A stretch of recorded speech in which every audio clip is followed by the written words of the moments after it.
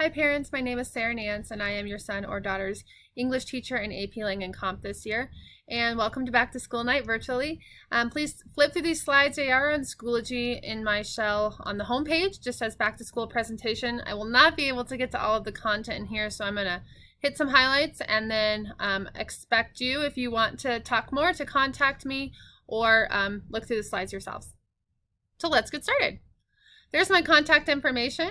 I'm easiest to reach by email rather than phone, only because I'm with my email all day, not by my phone all day. So just a little bit about me. I have two children. I am married to a teacher who works at Cherry Creek High School. I was a volleyball player at Colorado Mesa University, and this is my 12th year at Eagle Crest, 12th year as a teacher. I find it to be a wonderful place to work and grow as a person and as a teacher. I do have two small children. Sam is 1.5, he's on the far right, and Jane is 3.5, and I work part-time so that in the afternoons I can be home to be mom to these two.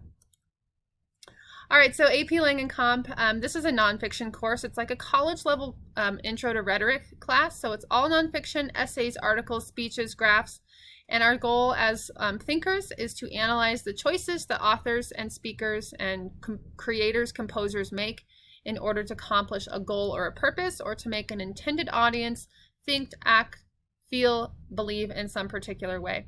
And so we study those choices.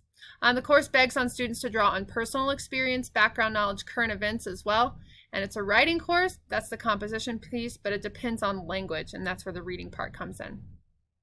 In the next few slides, you'll see kind of our units of study.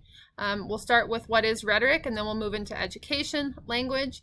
We'll read two books this year, The Immortal Life of Henrietta Lacks, which is a nonfiction book, and then actually 1984, which is fictional, but we'll read it from a nonfiction lens. We'll do a unit on gender equality and inequality, community and self, as well as some test prep, including SAT prep, and then of course the AP exam. We have our test is May 10th, 2021.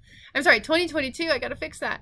There are two aspects to it. There's a multiple choice. If your son or daughter has ever taken an AP test before, usually it's broken into a couple different pieces.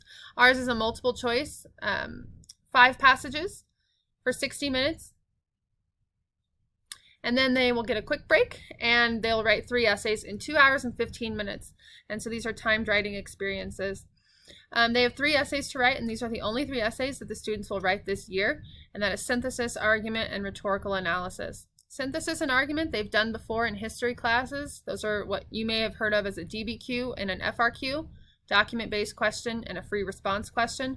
Rhetorical analysis is the one they probably have not done before, and which is the most challenging. And that's where we'll start this year, making sure they have a good foundation before we then build upon those other skills.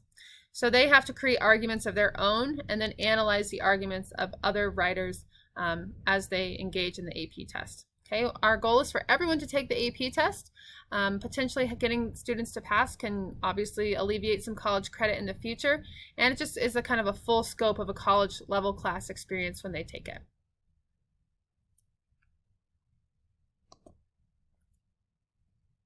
I grade my essays on a 6-point rubric, and so thesis, evidence and commentary, and style, and this is how they're graded on the AP test for each of their essays.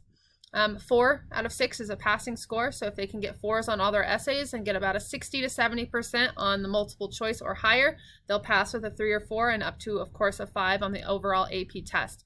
I also grade on skills, so for each essay, there will be 3 grades going into the grade book that correspond to if they get the point or not.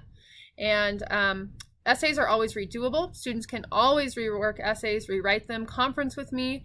So even though these are timed writing experiences in class, typically, they're always eligible for redoing for full credit, not averaging the grades. They can replace bad grades with new grades. These academic skills, there's about 30 of them, only 3 for essays, but 30 overall for our class, translate into 75% of their overall grade. Then they have 15% that goes with multiple choice practice and testing, and then discussion participation and discussion quality. Do a lot of kind of seminar. That's very college style way to run a class, and so we practice those skills as well, and that makes up for about 10% of their overall grade in my class. I have a copy of the master rubric of our skills. in Schoology. It's in a folder titled Rubrics. So if you want to see what skills the students will be assessed on throughout the year, they're in there. This slide just talks about how passing an AP test looks like, if you don't know. ACT.org is where students should register to take an ACT on Saturdays outside of school hours. We host them at Eagle Crest. And then the SAT we offer in April, but there are dates at Grandview High School on Saturdays leading up to that I strongly encourage students to take part of. If you have more questions about that, please reach out and I can talk to you about why that's a good idea for your family. Okay, beyond positive attendance and staying home when sick and staying on top of absences and emailing me if they're going to be gone or after they're gone, that's really all I totally ask of students to just have an open communication with me. All right, there's my contact information again. I know that was fast and furious and I still didn't quite hit the time. I'm almost at 6 minutes. Please contact me with questions or comments or any other way I can support your son or daughter moving forward in AP. Thanks for watching and let's have a great school year.